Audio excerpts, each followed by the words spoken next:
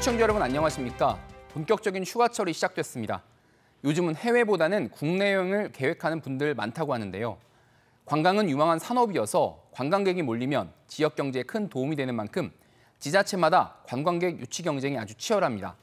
오늘 시시각각에서는 휴가철을 맞아 관광객을 맞이하는 충청의 준비 상황을 돌아보고 관광을 활성화시킬 수 있는 방안을 고민해봅니다.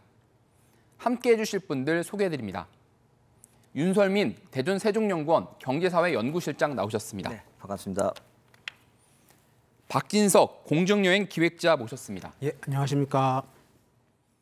임영택 선문대 글로벌 관광학부 교수 자리했습니다. 예, 만나서 반갑습니다. 네, 먼저 준비된 영상 보시고 토론 이어가겠습니다.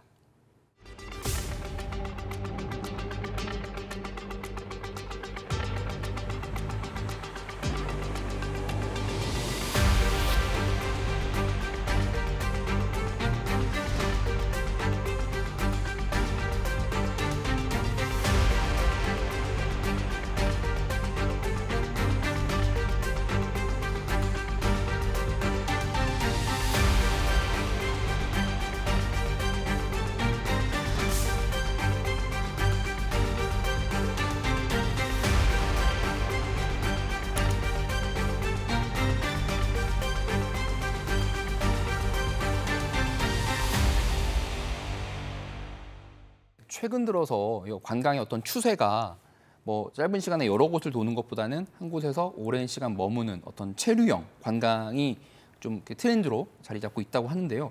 이런 트렌드가 나타나게 된 원인 그리고 체류 시간이 길어지면 어떤 효과가 좀 나타나는 건지 우리 윤 실장님께서 먼저 말씀해 주시겠습니까? 네, 잘 아시겠지만은 코로나19라는 현상을 겪으면서 사실은 개인이나 소규모 그룹의 관광이 이제 뚜렷해지다 보니까 체류에 대한 부분들이 더 명확해진 것 같습니다.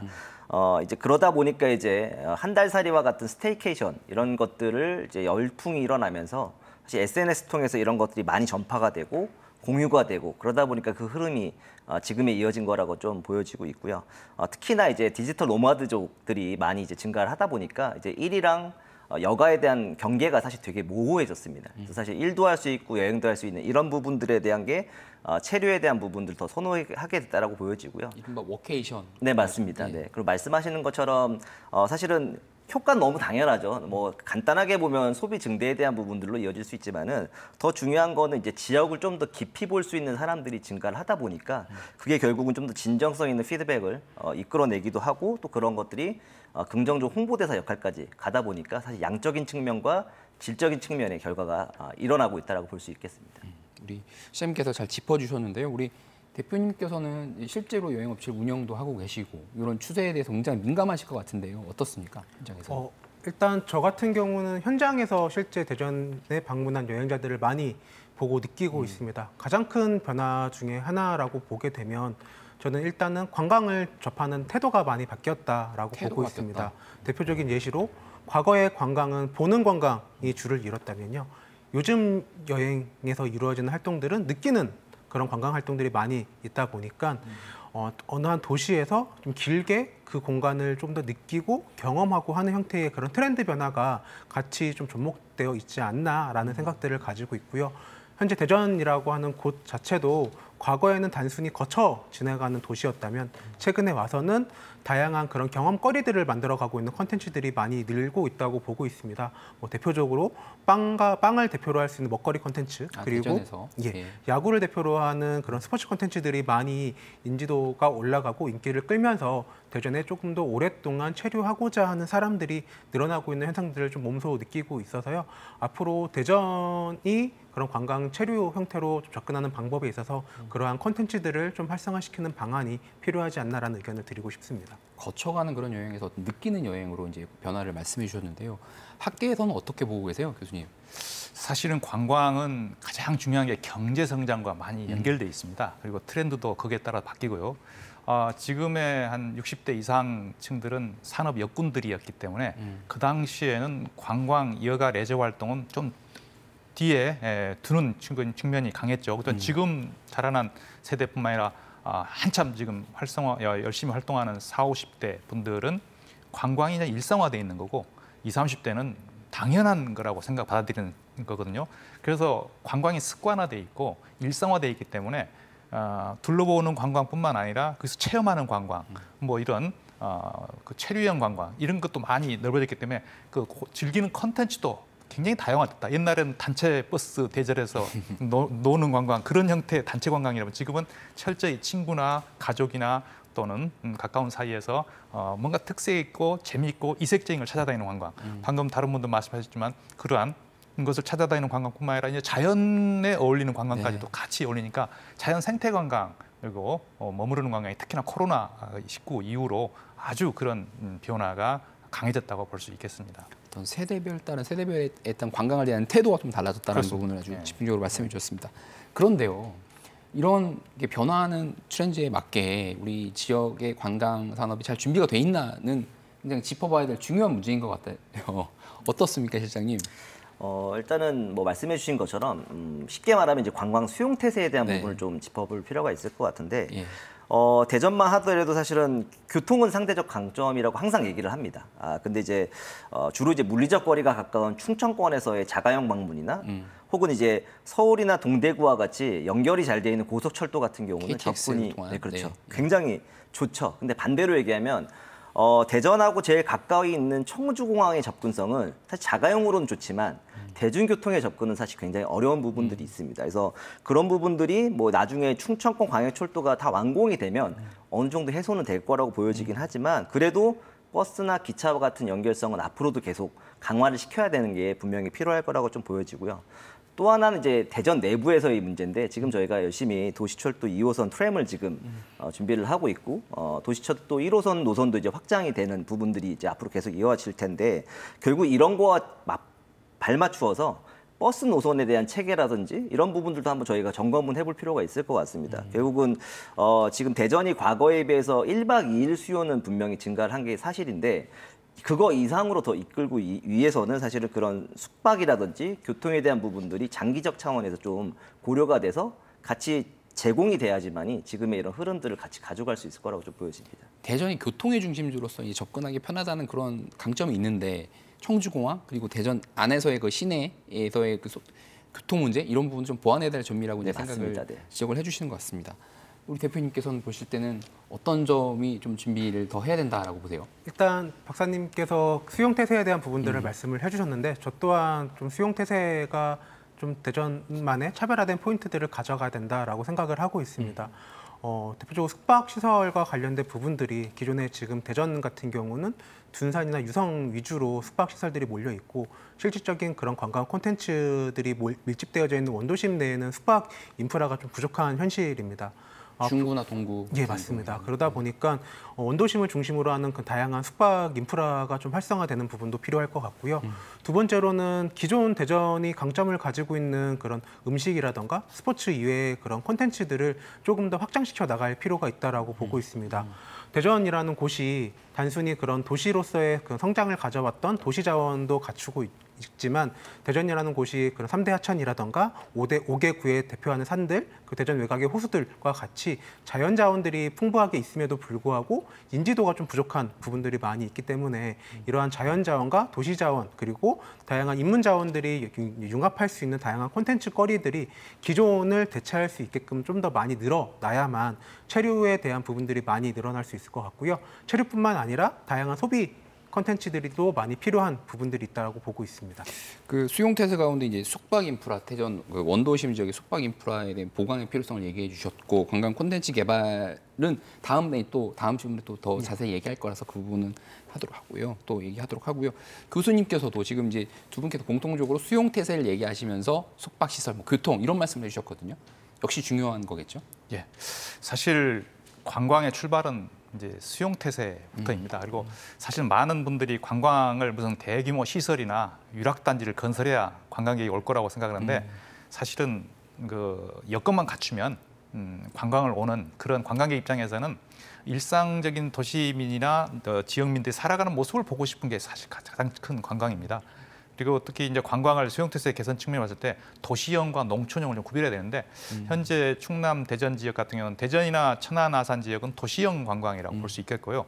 그다음에 서해안, 서산이나 태안, 뭐 보령, 서천 이쪽은 이제 해양형 관광이 되겠지만 나머지 지역은 이제 약간 농촌형 관광이 될 거예요. 그래서 수용태 측면에서도 그 방금 도시형과 농촌형과 해양형은 각각 다를 것 같아요. 그래서 도시형은 방금 말했던 교통이나 또는 뭐 숙박시설 같은 게 굉장히 중점이겠지만 해안 관광지역은 해양 콘텐츠, 즐길거리, 놀거리 뭐 이런 것이 훨씬 중요한 수용태세가 될 것이고 농촌 지역은 아무래도 농촌 환경이기 때문에 그래서 숙박을 한다 그런 게 굉장히 특별한 시설이 없으면 이제 불리합니다. 그래서 거기서는 농촌의 체험이나 아니면 그 지역에 있는 전통 역사 문화 관광지를 잠깐 둘러보고 가는 체류형이 아닌 잠깐 유람하는 형태의 관광이 되지 않을까 싶은데 공통적인 수용태세는 방금 말한 교통과 숙박 이외에도 관광 콘텐츠가 사실 굉장히 중요한 콘텐츠이고 또 하나는 그 사람들이 관광에 대한 중요성과 외지인들을 맞이하는 태도와 자세 그리고 또 하나 중요한 콘텐츠 중에 하나는 그 사람들이 편리함을 느낄 수 있는 외지인들 와서 편리함을 느낄 수 있는 것은 주차장이나 화장실 같은 그런 편의시설. 것이 편의시설입니다. 편의시설이 갖추지 않으면 다시는 그 지역을 다시 방문하거나 오히려 불편함만 더 커지는 효과가 있거든요. 그래서 그런 화장실 같은 편의시설이 참 중요한 수용태세입니다. 지금 이제 그 다음 질문으로 드릴 부분이 바로 이제 콘텐츠에 관한 얘기였는데 그 세 가지 꼽아준 것 중에 굉장히 또 중요한 게 하나 결국은 콘텐츠, 관광 콘텐츠를 어떻게 만들 것이냐, 개발할 것이냐의 문제니까 그 부분에서 이제 좀 집중해서 얘기를 좀 나눠봤으면 좋겠습니다. 실장님, 지금 이 관광객들이 체류를 하고 또 소비를 하게 하기 위해서는 어떤 찾아야 되니까 재미있는 콘텐츠가 당연히 필요할 것 같은데요. 지금 어떻습니까, 상황이? 그러니까 사실 굉장히 중요하죠. 사실 관광객들의 경험에서는 사실 중요한 게 관광을 통해서 무형의 긍정적 기억을 일단 간직을 하고 결국은 그 지역에서 소비할 수 있는 유형의 굿즈나 사진 같은 거를 가지고 와서 또 다른 동기부여를 받는 게 기본적인 흐름이라고 볼 수 있습니다. 그렇기 때문에 그 지역에서 뭔가 특색할 수 있을 만한 그런 콘텐츠를 갖고 있냐 없냐는 사실 굉장히 중요한 문제라고 좀 보여지고요. 뭐 가령 이제 대전을 예를 든다라고 하면은 잘 아시겠지만 이제 꿈돌이 캐릭터를 이제 전사적으로 지금 하고 있죠. 잘 아시겠지만 라면이나 막걸리, 최근에 이제 호두과자까지 이제 먹거리에도 집중을 하고 있고, 그다음 최근에는 또 애니메이션 같은 이제 볼거리로 이제 넘어가면서 이제 관광 콘텐츠의 다양성을 캐릭터를 중심으로 이제 하고는 있습니다. 꿈돌이라는 캐릭터로. 맞습니다. 근데 이제 여기서 가장 중요한 게 캐릭터는 잘 되고 있는데 그 콘텐츠를 소비할 수 있을 만한 유료화 관광지가 사실 대전이 많지는 않습니다. 결국은 저희가 주요 관광지점 입장객 통계를 보고 많이들 얘기하시는데 대부분 다 무료 관광지입니다. 사실 그러다 보니까 체험은 할 수 있지만 돈을 소비할 수 있는 핵심 점포 기능을 갖고 있는 앵커 테너트 시설이라고 하는 게 사실은 많이 없다 보니까 민간 중심의 시설을 과연 어떻게 유치를 할 것인가? 그게 뒷받침되면 관광 콘텐츠에 대한 개발이 더 시너지를 낼 거라고 좀 보여지고 있고요. 또 하나는 저희가 항상 얘기하는 게 지역의 대표적인 제과점인 성심당을 얘기를 하는데 사실 과거에는 성심당을 단편적으로 방문하는 부분에 좀 집중을 했다면 지금은 단편 방문에서 넘어서 스토리가 있는 참여에 대한 부분까지로 확산이 되다 보니까 그래도 1박 2일까지의 관광 수요로 이어지고 있다고 보여지는데 이거를 조금 더 나가야 되는 부분이 좀 있는 거죠. 그러니까 예를 들면 협의적으로는 저희가 이제 빵의 도시라는 얘기를 하는데 결국은 빵과 아니면 칼국수 같은 것들이 결국은 밀가루에 대한 부분이니까 밀가루의 도시에 대한 부분들을 좀 넓게로 사실 포장을 시키는 것도 하나의 방법일 수 있겠고요. 그다음에 대전이 뭔가 특화되고 있는 자원 중에 하나가 형상화되어 있는 게 이제 와인도 사실은 페스티벌을 하고 있기 때문에 와인과 빵을 결합시킨다든지 이런 것들에 대한 가스트로 투어 같은 거를 좀 개발을 해서 지금의 캐릭터에만 집중하지 말고 조금 더 다양한 콘텐츠에 대한 확산을 좀 더 가져가고 아까 말씀드렸던 유료 관광지에 대한 부분들이 뒷받침돼주면 지금의 콘텐츠가 좀 더 강점으로 더 부각될 거라고 보여집니다. 대전의 관광 콘텐츠에 대한 어떤 개선 방안 또 나아갈 방향에 대해 짚어주셨는데요. 현장에서 어떻습니까? 굉장히 공감을 하시는 지금. 예, 공감을 많이 하고 있고요. 또 제가 드리고 싶은 말씀 중에 하나가 요즘의 관광 콘텐츠는요. 행정이나 관에서 인위적으로 만들어지지 않습니다. 그렇죠. 요즘은 관광객이 관광지를 만드는 세상이 돼버렸습니다. 관광객이 관광지를 만든다. 그 말은 무엇이냐면요. 과거에는 인위적으로 만들어진 관광지 내에 관광객들을 끌어들이는 형태의 관광 활동들이 진행이 됐다면요. 요즘은요. 숨겨진 자원들을 관광객들이 스스로 방문을 해서 그곳을 SS를 통해서 외부에 알려나가는 그런 마케터 활동들을 관광객 스스로가 만들어가고 있습니다. 대전이라는 지역을 지금 대표하는 콘텐츠 중에 빵이라는 콘텐츠가 확산이 됐던 이유 중에 하나는요. 행정에서 노력을 했던 부분들도 물론 있지만 개개인의 여행자들이 스스로 대전에서의 그런 여행 경험들을 공유하고 확산시켜 나가는 과정을 거치면서 대전이 지금은 꼭 방문해야 되는 도시, 꼭 여행을 해야 되는 도시로 왔던 부분들이 관광객들이 만들었다라고 보고 있습니다. 저는 이 부분을 조금 중요시하게 생각을 해서 대전이 가지고 있는 그런 관광 자원이 알게 모르게 많이 있다라고 보고 있습니다. 앞서 말씀드렸던 것처럼 대전에 자원도 있고 인문 자원들도 있는데 좀 숨겨진 그런 관광 자원들이 여행자들로 하여금 확산될 수 있고 그 확산된 자원들이 하나의 관광 콘텐츠가 돼서 지속적으로 방문객들이 이제 올 수 있는 그런 기반들을 만들어가는 활동들이 좀 필요하지 않나라는, 그래서 관광 콘텐츠들은 인위로 만들다기보다는 여행자들이 스스로 경험을 하고 그 경험이 공유되고 확산될 수 있는 기반을 만들어가는 게 대전 관광의 핵심이라고 보고 있습니다. 그 관광객이 관광지를 만든다는 말씀인데요. 앞서 이제 실장님께서는 이제 유료 관광지를 좀 만들 필요가 있다라고 또 제안을 해주셨는데 그 부분에 대한 의견은 어떠십니까? 저는 유료 관광지는 반드시 필요하다라고 필요하다. 생각을 하고 있습니다. 예. 왜냐하면 돈을 낸 여행자의 자세와 돈을 내지 않은 여행자의 자세는 다릅니다. 그렇군요. 제가 그런 비용을 받고 진행한 로컬 투어 프로그램을 진행을 하고 있는데요. 돈을 내고 여행을 하신 분들은요, 최대한 많은 것들을 보고 느끼려고 하는 자세가 보입니다. 투자를 했으니까요. 예. 그렇지만 무료로 오신 분들은 비용이 들지 않다 보니까 뭐 그렇지 않은 분들도 많지만 적극성이 조금 떨어지는 부분들도 계시고요. 폄하하시는 분들도 솔직히 계시는 부분들이 있기 때문에 저는 관광지들이 유료화시켜서 비용을 받고 받은 비용만큼 그 관광지들을 더 잘 가꾸고 그와 걸맞는 서비스와 질적인 부분들이 향상이 된다라고 하게 되면 반드시 유료 관광지는 필요하다라고 생각을 하고 있습니다. 조금만 더 발전시켜서 유료 관광지 예를 들면 어떤 걸 좀 제안할 수 있을까요? 그러니까 사실 지금 이제 공공에서 하는 유료 관광지들은 사실은 입장료나 이런 부분들이 굉장히 미약합니다. 그러니까 금액 자체가 사실은 크게 소비를 할 수가 없는 부분이죠. 그리고 가령 예를 들면 오월드 같은 경우는 저희가 이제 오월드요. 오월드 같은 경우는 이제 민간이 아니라 이제 시에서 이제 어쨌든 네, 운영을 하고 있는 도시공사에서 하고 있는데 거기가 그나마 어찌 보면은 입장료나 이런 부분이 많습니다. 근데 이제 그거를 아까 앞에 박진석 대표가 얘기한 것처럼 서비스를 제공을 해주려면 거기에 개선에 대한 부분들이 계속 가져야 되는데 그게 이제 뒷받침이 못 하다 보니까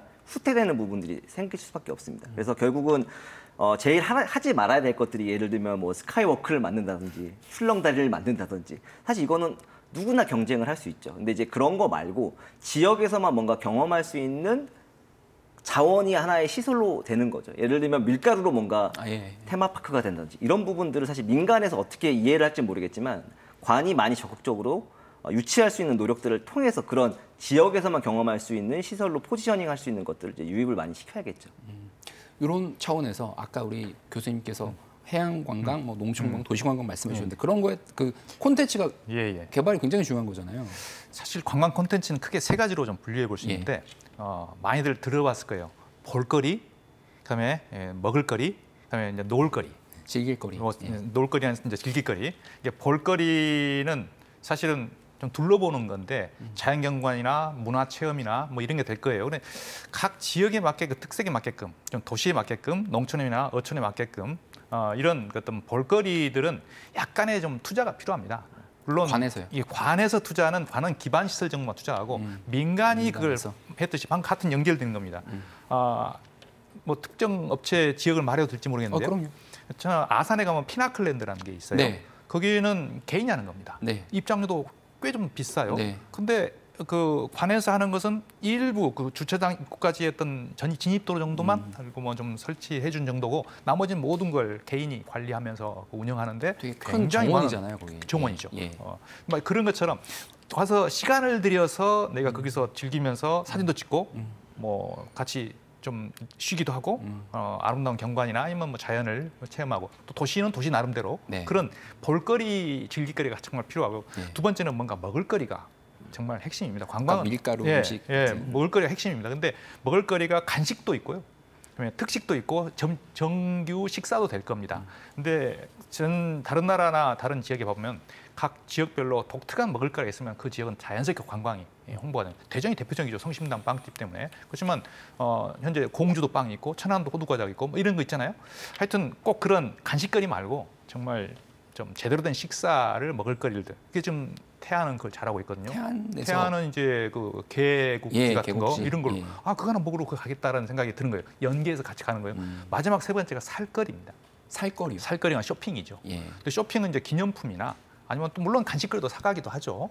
그런 이제 좀 그 지역에만 가서 즐길 수 있는 특산품 뭐 꼭 먹을 수 있는 거 아니면 기념품으로 간직할 수 있는 거 또는 뭔가 아기자기한 뭐 소품 같은 거, 뭐 아이템 같은 거 이런 것들이 소소하게 있으면 사람들은 그걸 같이 사는 거죠. 그게 막 갖춰졌을 때가 우리는 관광 콘텐츠로 하는데 물론 관광 콘텐츠도 많이 넓게 보면 뭐 교통이나 뭐 이런 아까 내가 말했던 주차장이나 화장실 같은 거 당연히 수용태세가 되겠습니다만 콘텐츠만 좁게 보면 바로 그런 것들을 잘 지역 특성에 맞게끔 환경에 맞게끔 그걸 지자체나 개인이 지자체에서 뭔가 여건만 조성하면 개인도 같이 참여하거든요. 아까 피나클랜드 같은 그런 노력을 같이 해볼 필요가 있습니다. 교수님께서 그 관광 콘텐츠 비는 볼거리, 먹거리, 살거리 이 세 가지에 집중해서 예를 들어서 설명을 해줬습니다.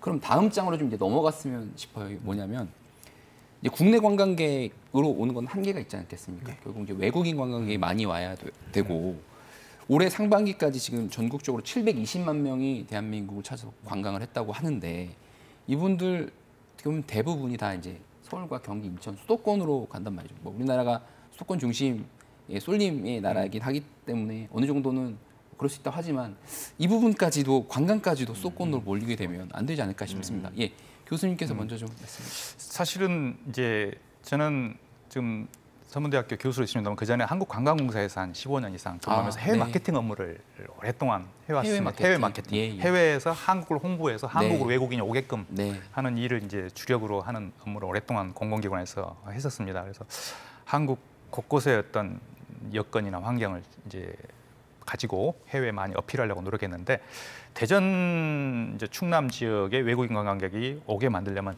1차적으로는 국내인이 활성화돼야 합니다.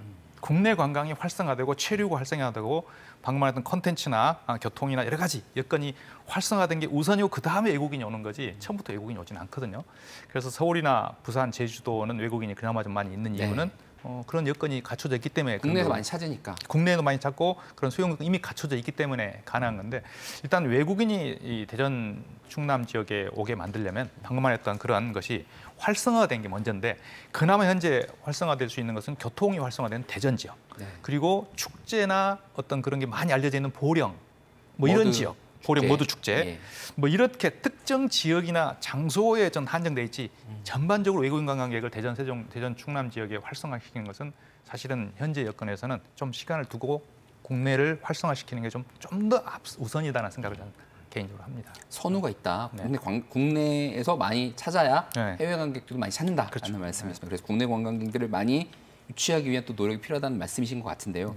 실장님께서는 이 부분 어떻게 보십니까? 수도권으로 너무 외국인 관객 쏠리고 있는 문제. 이게 정확히 말하면은 사실 경기도보다 서울 집중이 반복되고 있다라는 게 사실 매년 똑같은 현상이거든요. 그러니까 저희가 국가 승인 통계 중에 이제 외래 관광객 조사라는 통계가 있는데 이 통계를 보면 매년 외국인 관광객이 방한했을 때 방문하는 비중 중에 서울 방문이 한 80%가 됩니다. 80%나. 네, 그러니까 서울이 80%고 경기도는 한 13% 정도 됩니다. 이게 부산보다 적습니다. 그래서 엄밀히 말하면 그래서 수도권 집중보다는 서울 집중에 대한 부분들이 사실 문제이면 문제라고 볼 수 있고 사실은 해결하지 못하는 숙제라고 사실 보여지는 거죠. 근데 당연한 이유가 있습니다. 왜냐하면은 서울 같은 경우는 다양한 관광 인프라와 기본적으로 편의시설을 갖추고 있기 때문에 외래 관광객들 입장에서는 너무나 익숙한 편안함을 기본적으로 제공받을 수 있는 수용태세를 갖추고 있다는 거죠. 거기에다가 뭐 앞서 잠깐 얘기했지만은 폭넓은 관광 자원들이 사실 민간 주도용으로 많이 갖추고 있습니다. 그래서 실제 주요 관광지역 입장객 통계에서 100만이 넘는 관광지만 해도 수십 개가 됩니다.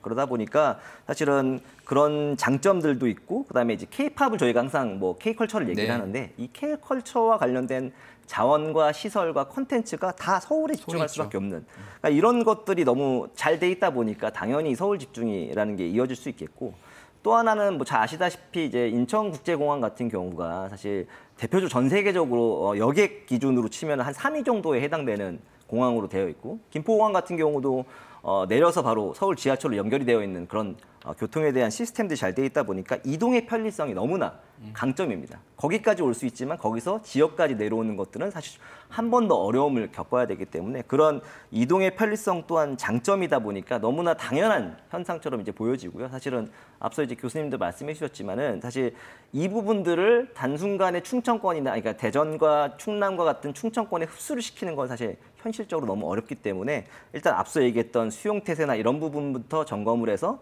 이분들이 올 수 있게끔에 대한 기본 여건을 맞춰주는 게 굉장히 중요할 거라고 일단 보여집니다. 비슷한 맥락의 말씀이시네요. 국내 관광객 많이 찾을 수 있게 수용태세를 일단 잘 갖추고 뭐 시설이나 교통 이런 걸 갖춰야 된다는 말씀이신 것 같습니다. 현장에서도 어떻게 보면 많이 좀 상실감을 느끼실 것 같고요. 다 그쪽 수도권을 많이 가면 어떻습니까? 비슷한. 일단 기본적으로 그 한국을 방문하는 외국인 관광객이 지방인 대전, 충남으로 오는 비율은 낮을 수밖에 네. 없습니다. 네. 왜냐하면 일단 경쟁력 자체가 기존의 수도권이라던가 부산, 제주도처럼 전통적인 관광도시의 인지도가 안 되기 때문에 외국인 입장에서는 지역을 방문해야 될 이유 자체가 없을 뿐더러 또 한 가지 안타까웠던 부분들은 계속 말씀해 주신 내용 중에 수용태세에 대한 부분들인데 대전, 충남 같은 경우는 청주공항을 통한 외국인 방문객이 이루어져야 되는 부분이 필요하지만 지방공항의 활성화 자체가 아직까지는 많이 이루어지고 있지 않은 문제점들이 있습니다. 또한 지방 청주공항과 대전, 충남으로의 그런 내부 접근성 자체가 지리적인 이점은 있지만 좀 이동 수단에 대한 어려움이 있기 때문에 시장님께서 지적해 주셨던 그런 부분들이 있기 때문에 실질적으로 외국인 방문객이 대전, 충남에 오는 것들은 좀 물리적 한계가 있다라고 보고 있고요. 대신에 좀 긍정적인 부분들은 각 지역들이 가지고 있는 지역 특화 분야가 좀 있다라고 보고 있습니다. 대표적으로 대전 같은 경우는 뭐 마이스라던가 의료관광이라던가 지금 대전시에서 정책적으로 이루어지고 있는 다양한 그런 특수 목적의 그런 관광 프로모션들이 있기 때문에 그와 좀 접목을 통해서 이루어질 수 있는 외국인 관광이 좀 필요하다라고 보고 있는 부분들이 있고요. 최근에 지난주에 한번 이슈가 됐던 것 중에 하나가 일본에서 대전에 그런 빵집을 소개했던 콘텐츠가 나오면서 되게 큰 이슈가 됐던 부분들이 있는데 좀 이제 우리나라에 많이 방문하는 뭐 중국이나 일본인들의 사람들한테 한국의 소도시 문화를 좀 소개할 수 있는 그런 좀 홍보 콘텐츠들이 조금 더 많이 또 활성화된다라고 하게 되면 개별 여행자들의 방문이 좀 더 늘지 않을까라는 생각들을 하고 있습니다. 제가 최근에 하고 있는 비즈니스 중에 관광 기념품을 좀 무인 자판기를 통해서 판매를 하고 있는 일들을 하고 있는데 최근에 좀 놀라웠던 통계 수치 중에 하나가 해외 비자 카드 결제를 통한 외국인 결제 비율이 좀 높게 나오고 있는 부분들이 있었습니다. 그것들을 봤을 때 대전이라는 곳이 아예 외국인이 없는 도시는 아니구나. 그렇지만 외국인 입장에서 대전을 여행한다라고 보게 되면 정말 어려움이 가득한 여행지구나라는 생각들을 따로 하게 되었습니다. 왜냐하면 기본적으로 외국어 안내 인프라가 안 되어져 있는 부분들도 있다 보니까 외국인 여행자 입장에서 대전이 조금 어려운 여행지.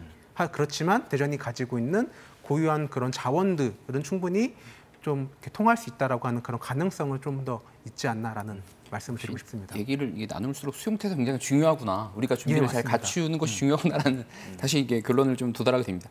조금 해외 관광객 중에서 조금만 좀 이렇게 나눠서 좀 얘기를 해보면 아무래도 가까운 나라, 뭐 중국, 일본, 뭐 대만 이런 나라에서 많이들 오지 않겠습니까? 통계를 봐도 중국 관광객이 우리나라의 한 30%인가를 차지하는데 대전에 아까 말씀하셨던 것처럼 의료관광으로 많이들 오시기도 하셨었거든요. 전에는. 근데 특히 중국인들은 개인보다는 단체 관광을 많이 온다고 하는데 이런 좀 단체 관광을 많이 유치하기 위한 어떤 노력, 전략 이런 것도 좀 필요할 것 같습니다. 교수님께서 먼저 말씀해 주시겠습니다. 예.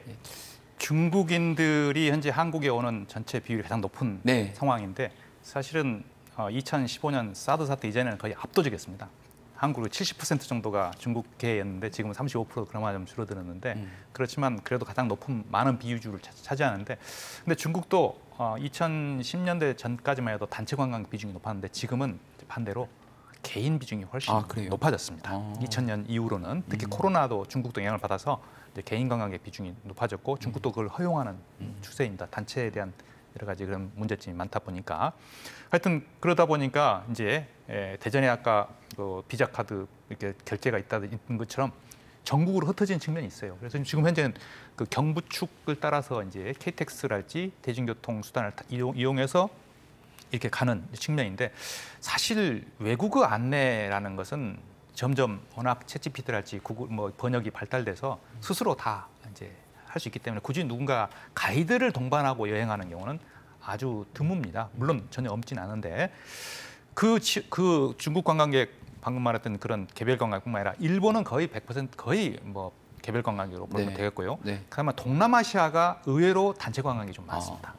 그래서 동남아시아 태국이나 필리핀이나 인도네시아, 말레이시아 같은 그런 베트남 같은 단체 관광 비중이 한 상당 수준 되거든요. 그 단체 관광객. 단체 관광객은 버스 투어를 하기 때문에 누군가가 그 가이드가 반드시 동반해서 여행사에서 상품화되는 건데 개별 관광객은 정말 우리들이 일상생활 하듯이 여행을 하는 그런 행태이기 때문에 아무래도 교통이나 수용 여건이나 어떤 여러 가지 여건이 갖춰진 데만 여행할 수밖에 없기 때문에 이제 소도시나 지방으로 가기가 쉽진 않아서 이 경부축 따라서 흐른다고 했거든요. 하여튼 이런 사람들을 대응한 현재 대전이나 천안 지역 같은 경우는 충분히 외국인 관광객을 받아들일 수 있는 자세가 돼 있다. 다만 국내인과 달리 숙박을 할 가능성이 꽤 오히려 높은 거죠. 국내인보다. 네, 그래서 숙박 여건만 좀 개선되고 훨씬 더 외국인에 대해서 그런 예약이나 이런 거 편의성 같은 것이 제공만 잘 되고 또 그 종사자들도 외국인에 대해서 전혀 어떤 불편함 없이 이렇게 대응만 하고 한다면 대전, 천안 이런 대도시 지역은 충분히 외국인 관광객들이 많이 올 것이라고 생각되고 특히 중국인들이나 이쪽 일본, 동남아인들은 도시형을 좋아합니다. 근데 유럽이나 이쪽은 또 오히려 좀 생태 관광을 좀 좋아하는 측면이 있어요. 그래서 중국을 타겟으로 봤을 때는 천안이나 대전은 충분히 머무를 수 있는 공간이라고 생각됩니다. 수용태사 중에 이제 그 교통편보다는 어떤 숙박의 중요성을 좀 강조해 주셨는데요.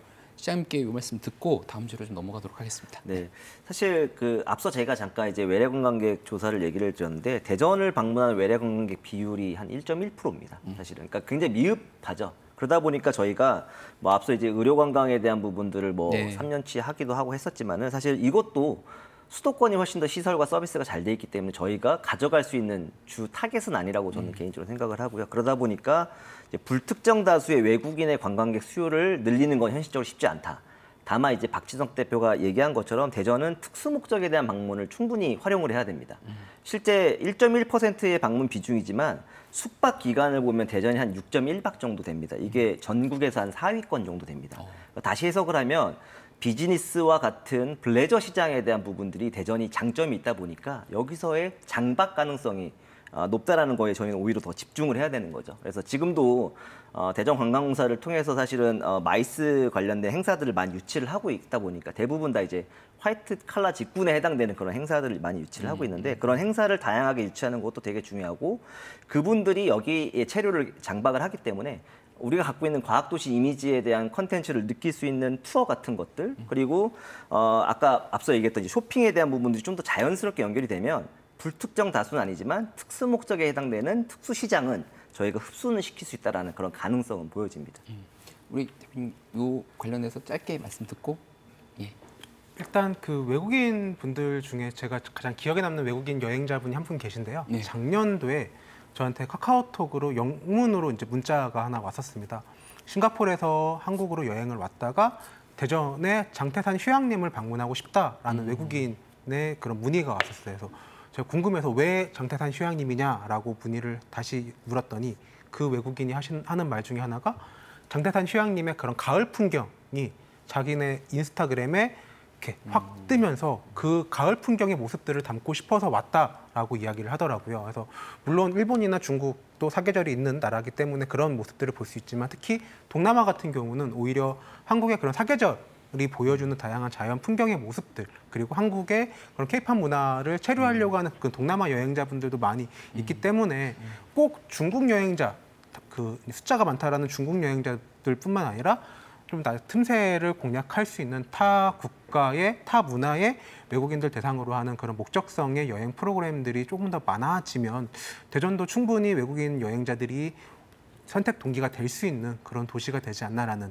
의견이 있습니다. 우리가 가지고 있는 어떤 장점을 잘 살려가지고 예, 해외 국가들이 우리나라에 와서 체험할 수 있고 느껴볼 수 있는 그런 콘텐츠를 만들면 충분히 올 수 있다. 예, 이 부분도 아까 말씀드렸던 것처럼 홍보의 또 중요성인 부분인 거죠. 네, 그러면 이제 마지막 그 주제로 좀 넘어가고 싶은데요. 결국 축제입니다. 축제는 또 국내뿐만 아니라 해외 관광객도 많이 불러 모을 수 있는 그런 중요한 수단인 것 같은데요. 지금 현재 이제 대전에서는 오는 8일부터 영시 축제가 또 열리고요. 충남에서는 보령에서는 머드 축제가 지금 열리고 있습니다. 지역을 알리는 데 있어서 굉장히 효과적인 수단인 것 같은데요. 축제의 어떤 가능성과 잠재를 어떻게 보십니까, 실장님? 일단은 대표적으로는 그 축제를 접근하는 지자체 입장에서는 특별히 내세울 수 있는 자원이 없다면 축제가 굉장히 잘 만들어지면 그게 결국 효자 종목이 될 수 있다라는 기대치가 굉장히 높은 거죠. 그러다 보니까 뭐 무에서 유를 창조하는 무형의 관광자원 역할을 또 할 수 있기 때문에 사실은 1년 중 잠시지만 사실 그 지역을 각인시킬 수 있고 축제가 끝내더라도 그 지역을 다른 목적으로 방문할 수 있는 동기가 되기 때문에 사실은 그런 지역을 알리는 좋은 테마 역할을 하다 보니까 축제에 대한 부분들을 많이 접근을 하고 있고 그런 가능성을 보고 투자를 하는 게 아닐까 이렇게 보고 싶습니다. 교수님께서는 또 이런 부분에 대해서 관광 아까 학회에서 일도 하셨고요. 예, 그렇습니다. 축제에 대해서 어떻게 보고 계십니까? 축제는 경제적인 효과와 비경제적인 효과를 좀 구분할 필요가 있는데 비경제적인 효과. 예, 경제적인 효과로는 그 단기간에 외지인들이 방문해서 지역에 머무르면서 음식과 숙박, 교통, 그 여러 가지 서비스들을 그 지역에서 받는 거거든요. 네. 당연히 이제 입장료도 낼 것이고 그 안에서 또 뭔가 소소한 소비를 할 것이니까. 그래서 그 단기간이지만 지역의 경제를 끌어올리고 고용을 임시지만 창출할 수 있는 그러한 어떤 아주 굉장히 효자 어떤 아이템인 거죠. 그래서 축제는 각 지자체에서 정말 어떤 과잉 투자만 안 한다면 투자 대비 이익이 나도록만 좀 효과적으로 그걸 계획을 해서 운영을 한다면 정말로 지역에 정말 효과적인 어떤 그 관광 아이템이 됩니다. 다만 비경제적인 효과도 사실 무시할 수가 없는데요. 비경제적인 효과라는 것은 당장 소득이나 어떤 고용이 일어나지 않지만 그 지역의 이미지뿐만 아니라 그 지역 주민들의 삶의 활기, 네. 그리고 축제에 참가한 사람들의 그런 레저 여가 활동에 대한 즐거움, 이걸 같이 줄 수 있는 거기 때문에 저는 축제는 거의 이제 기초자치단체에서 봄, 여름, 가을, 겨울 보통 4번씩 하거든요. 네. 그래서 우리나라에 한 250개 정도 기초자치단체 중에 4번씩 하니까 1000여 개에서 1500개 정도 축제가 있다고 하는데 저는 굉장히 긍정적입니다.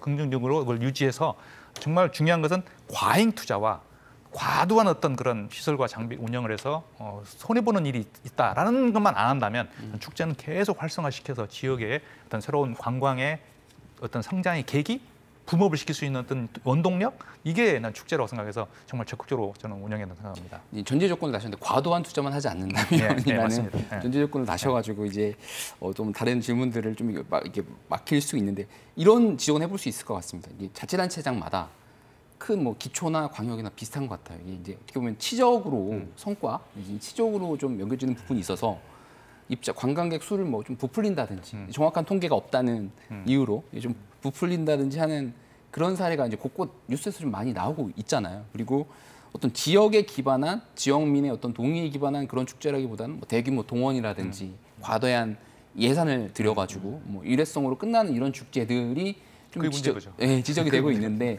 그 부분에 대해서는 좀 어떻게 보세요, 우리 대표님? 일단은 우리나라 축제의 고질적인 문제라고 생각을 하고 있습니다. 일단 축제는 어떻게 보면 민주도로 이루어져야 되는 게 축제의 가장 본질적인 목적이 좀 중요한 부분들이었는데 과거의 축제는 말 그대로 축하와 제사의 의미를 가지고 있고 뭐 농사 농번기 이후에 그런 좀 즐거움을 가져가기 위해서 민주도로 이루어졌던 게 축제였다면 방금 말씀해 주셨던 것처럼 이제 관주도로 최근에 축제가 뭐 이런 표현은 약간 변질되다 보니까 안타깝게로 강제동원이라던가 좀 그런 정량적인 지표에 좀 매몰되는 부분들이 있어서 조금 아쉬운 부분들이 있습니다. 그렇지만 축제가 갖고 있는 가장 큰 효과 중에 하나는 도시의 브랜드 자체를 좀 높여준다라고 하는 명확한 목적성이 받쳐진다라고 하게 되면 도시의 인지도를 높이는 데 있어서는 가장 좀 중요한 역할이라고 보고 있고요. 단순히 이제 지역의 그런 축제들을 만들어가는 과정에 있어서 좀 지역의 고유한 자원이라던가 지역 주민들의 참여도를 높일 수 있는 명확한 플랜을 세워서 이루어질 수 있고 또 지역의 전통과 또 지역의 그런 특수한 목적에 맞는 형태의 축제들이 좀 상시적으로 진행이 된다라고 하게 되면 축제에 참여하는 지역 주민들의 그런 즐거움도 있을 수 있는 거고 축제에 참여하려고 하는 방문객들의 유입도 이루어질 수 있는 부분들이 있기 때문에 관광 목적에서의 축제는 반드시 필요하다라고 보고 있는 부분들이 있습니다. 그렇지만 교수님이 말씀하셨던 것처럼 과도한 예산 집행이 이루어지는 축제는 조금 지양해야 되지 않나라는 의견을 드리고 싶습니다. 민주도의 축제가 되면 그러지 않을 텐데 이제 예, 관주도로 맞습니다. 되다 보니까 그런 문제가 생기는 것 같습니다. 시장님께서 좀 대안이라든가 제언을 좀 해주신다면 어떻게 해주실 수 있겠습니까? 일단은 그 보통은 축제가 아까도 말씀드렸지만 1년이라는 기간 중에 잠시입니다, 사실은. 그래서 뭔가 이미지화를 시키는 건 굉장히 좋을 수 있는 수단이라고는 분명히 보여지고 있는데 대신에 지역의 특색과 여건을 고려한 접근이 사실은 없다 보니까 사실은 지역성. 네, 맞습니다. 그런 부분들이 이제 문제가 되는 거죠. 그러니까 저희가 이제 문화관광 축제가 이제 90년대 중반부터 이제 사업들을 이제 문체부를 통해서 하고 있고 그 중에 성공한 축제들은 사실은 명예 축제로 졸업을 시켜서 한 20개 정도가 지금은 되고 있고 대부분은 이 20개 축제들은 재정 지원을 받지 않고 홍보나 이런 부분들만 관해서 받습니다. 그러다 보니까 자생을 했다라고 이제 볼 수 있는 거죠. 그래서 잘 알고 있는 뭐 보령 머드 축제도 네. 해당이 되고요. 그다음에 뭐 안동 탈춤 국제 페스티벌 같은 경우도 해당이 되겠고 진주 난강 유등 축제. 근데 이런 축제들이 다 지역의 자원들을 가지고 했다던가 아니면 지역의 역사에 대한 부분들을 테마로 잡아서 했다라는 점 때문에 사실 지금이 지속화되고 있는 것들이 있습니다. 그래서 사실은 만약 접근을 한다면은 진짜 지역과 관련된 것들을 끄집어내거나 지역엔 없지만 지역에 갖고 있는 장소성에 대한 부분들을 부각시킬 수 있는 테마를 잘 잡는 거. 그러니까 예를 들면 한평 나비 축제 같은 경우도 사실 한평산 나비는 없습니다. 원래 처음 출발은 제주에서 데려와서 결국 걔를 증식시켰기 때문에 출발을 했는데 한평이라는 곳이 굉장히 깨끗한 지역이고 생태적으로 좋은 지역이다라는 이미지를 나비랑 매칭을 시키다 보니까 지금은 한평하면 나비 축제를 연상을 시키는 거거든요. 그래서 결국은 무에서 유를 창조를 하든 유에서 유를 창조를 하든 다 가능하지만 지역의 여건과 그 테마에 대한 부분들을 충분히 숙고한 다음에 접근을 해야지만이 그런 재정에 대한 어려움이나 이런 부분들이 없을 거라고 일단 보여집니다. 정말 지역에 기반해서 장기적 안목을 갖고 이렇게 하는 것이 필요하다는 말씀이신 것 같습니다. 교수님께서는 좀 어떤 지원해 주시겠습니까? 사실 축제 컨텐츠는 여러 가지가 있어요. 예. 일단은 그 지역의 특산물이 주제가 될 수 있겠고, 그다음에 전통 문화 역사도 소재가 되기도 합니다. 뭐 백제 문화재 같은 거 대표적인 거죠. 그리고 그 지역에 나는 또 장소성, 그러니까 자연지리적인 거. 방금 말한 환평 나비 축제는 대표적인 거고, 장소에 대한 특색을 살리는 그런 콘텐츠도 있을 거고, 그다음에 오랫동안 이루어온 세시 포크송 같은 거, 네. 전통 민속 예술 같은 걸 기반하기도 하고, 아예 현대 예술과 공연 이런 걸 또 축제로 연결시키기도 하고 다양합니다. 근데 결국은 다른 지역에서 하는 것을 그대로 가져서 하면 안 되고 정말 각 기초단체든 어떨 때는 광역이 하기도 합니다만은 그 지역에 맞는 전통 역사, 문화, 예술, 특산물 이런 걸 종합적으로 고려해서 뭔가 하나를 이제 상징을 내세워야 되는데 그것도 계절별 특성이 있다 보니까 계절별로 내세울 거라 생각이 됩니다. 그렇지만 중요한 것은 그 참여자들이 지역 주민이 주도가 되고 관은 전혀 배제할 수는 없어요. 관은 당연히 서포트가 해야겠죠. 그래서 관이 서포트가 되고 그 지역 주민이 주도가 되고 또 외부인들이 많이 참여할 수 있도록 하는 그런 편의성을 제공하고 뭐 지역 주민들만 참여하는 축제면 그냥 뭐 옛날에 보면 뭐 지역 향토 뭐 예술제나 뭐 이런 게 되고 말거든요. 그래서 외지인들이 와서 거기서 돈을 쓸 수 있고 그리고 또 아주 자기가 스스로 내켜서 아주 기분 좋게 돈을 쓸 수 있는 그런 것. 좀 뒤에 사진도 있지만 안면도 꽃방나무 같은 경우는 정말 대표적인 안면도 특색을 살리고 그 지역 주민들이 참여하고 이런 어떤 콘텐츠들이 또 참여도가 정말 중요하고 관과 민이 연계되는 그런 협의체 같은 거 그런 거버넌스 조직 같은 걸 구성해서 일회성이 아니라 해마다 그때가 되면 같은 시기에 열린다. 네. 보령이 그 너무 잘하고 있잖아요. 보령은 항상 7월 달에 둘째 주, 셋째 주 정도 열린다는 네. 것이 딱 각인시켜 놓으면 전 세계든 국내든 그 홍보 효과도 굉장히 큽니다. 이렇게 이제 그 축제에 관해서 좀 정리를 좀 해주셨는데 마지막으로 이제 어느덧 토론 시간이 거의 다 돼서 굉장히 재밌게 토론하다 보니까 시간이 거의 마무리가 된 것 같아서 마무리 발언을 겸해서 지금 이제 얼마 있으면 대전에서는 영시 축제가 열리잖아요. 굉장히 많은 또 관심을 받고 있어 출발을 하는 건데 이 지속적으로 지속 가능성이 있어야 된다라는 측면에서 지속적인 성공을 위해서 좀 전략을 한 가지씩만 좀 제안해 주시는 마무리 발언을 겸해서 말씀을 좀 듣고 오늘 토론을 좀 마무리하도록 하겠습니다. 우리 시장님부터. 예. 네, 일단은 그 제일 중요한 것 중에 하나는 사실은 컨트롤 타워에 대한 부분입니다. 사실은 앞서 이제 교수님이 얘기했던 보령 머드 축제 같은 경우도 이제 재단이 중심이 돼서 이 축제를 매년 준비를 하고 있고 금산 같은 경우도 인산 축제를 마찬가지 재단에서 준비를 하고 있기 때문에 그런 컨트롤 타워가 계속적으로 상주를 해서 뭔가 준비를 해야지만이 운영에 대한 효율성이라든지 이런 거를 가져갈 수 있을 거라고 보여지고요. 그다음에 저희가 이제 장소에 대한 부분을 계속 얘기를 할 수 있는데 대전 같은 경우는 이제 효 문화 뿌리 축제가 하는 뿌리공원 일대랑 그다음에 이제 대한민국 과학 축제 이제 올해까지 3년 개최를 했지만은 시민광장하고 엑스포과학공원 이 정도가 사실 대전에서 축제를 하기는 가장 좋은 고정적인 공간입니다. 거기에 이제 가변성 없이 거기다 뭔가 이제 기본적으로 세팅을 할 수 있기 때문에 그래서 그런 공간에 대한 부분들도 굉장히 신중하게 좀 접근할 필요가 있을 거라고 생각이 들고요. 마지막으로는 사실 굉장히 어렵지만 그 지역만의 뭔가 차별화될 수 있는 컨텐츠를 뭔가 잡아야 되는데 예를 들면 화천 산천어 축제 같은 경우는 4대 겨울 축제 중에 유일한 낚시 축제라는 컨셉을 잡아서 하고 있습니다. 그러니까 포지셔닝이 된 거죠. 과연 우리 지역은 축제가 다양한데 그 지역의 축제에서만 경험할 수 있는 컨텐츠가 과연 있냐, 각인되고 있냐 이런 부분들을 좀 더 종합적으로 저희가 좀 집중해서 볼 필요가 있지 않을까라는 생각이 듭니다. 장소 문제 그리고 차별화된 어떤 콘텐츠의 문제에 좀 깊이 천착해야 된다는 제언을 해주셨습니다. 우리 대표님께서는 어떤 말씀해 주시겠습니까? 예, 일단은 축제라고 하는 부분들은 단순히 보는 재미도 물론 중요하지만 느끼는 재미가 저는 제일 더 중요하다고 생각을 하고 있습니다. 영시축제가 조만간 진행이 될 예정인데 저 개인적으로 이제 한 2회 정도 참여를 해봤을 때 가장 안타까웠던 부분들은 단순히 보는 즐거움에 치우쳐졌던 부분들이 있는 것 같습니다. 물론 보는 과정을 통해서 느끼는 즐거움도 필요한 부분도 있겠지만 실질적으로 방문객들이 왔을 때 좀 느끼고 재미난 거리를 찾아갈 수 있는 축제가 이루어지면 개인적으로 좋을 것 같다라는 생각들을 하고 있고요.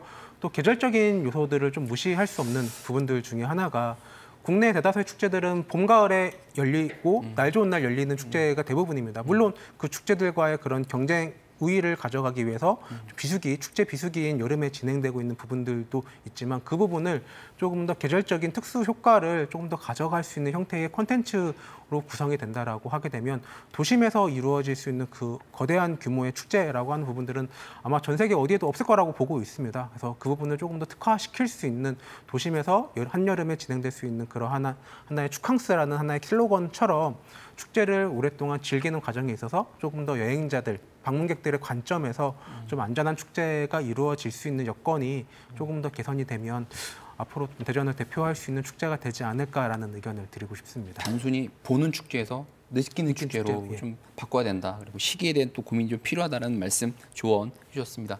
교수님 마지막으로 말씀 부탁드리겠습니다. 참 대전의 영시라는 게 어떤 옛날 대중가요에서 좀 다운감도 있었죠. 네. 지금 이제 정착돼가고 있는데 사실 지금 아직은 초창기라고 볼 수 있죠. 네. 그러니까 축제가 성공하기 위해서는 가장 중요한 컨텐츠도 중요하고 여러 가지 그 여건 조성도 중요하지만 사람이 많이 와야 됩니다.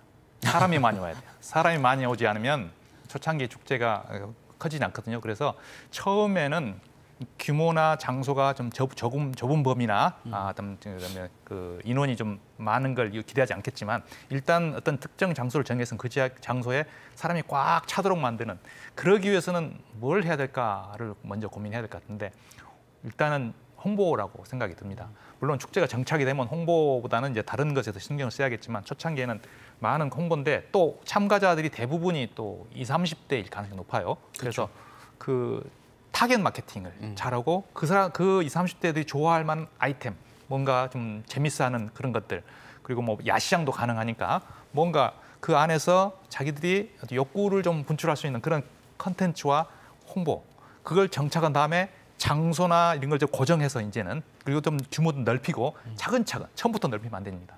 너무 넓은 범위에 사람이 적으면 이제 실패하는 축제가 되니까 그래서 너무 욕심내지 않고 천천히 넓혀가고 규모도 확대해가는 그런 축제가 되면 아주 이색적인 심야에 축제하는 게 도시에서 심야에 축제한다는 게 전 세계에 봐도 굉장히 드물거든요. 그래서 그것이 대전의 어떤 대표적인 또 어떻게 보면 한국의 대표적인 축제도 심야 축제로 성장할 수 있는 그런 계기가 될 것 같습니다. 네, 감사합니다. 국토의 중심인 충청은 계룡산과 대천해수욕장 등 유명산과 바다를 모두 갖췄고 다양한 볼거리, 먹거리, 푸근한 인심까지 겸비한 관광 중심지로 손색이 없는 곳입니다. 관광객이 머물기 편하도록 숙박시설과 편의시설 등을 충분히 제공하고 다양한 관광 콘텐츠 개발에 나선다면 국내, 해외 더 많은 관광객이 충청의 아름다움에 빠지지 않을까요? 오늘 방송은 여기서 마칩니다. 함께해 주신 시청자 여러분 고맙습니다.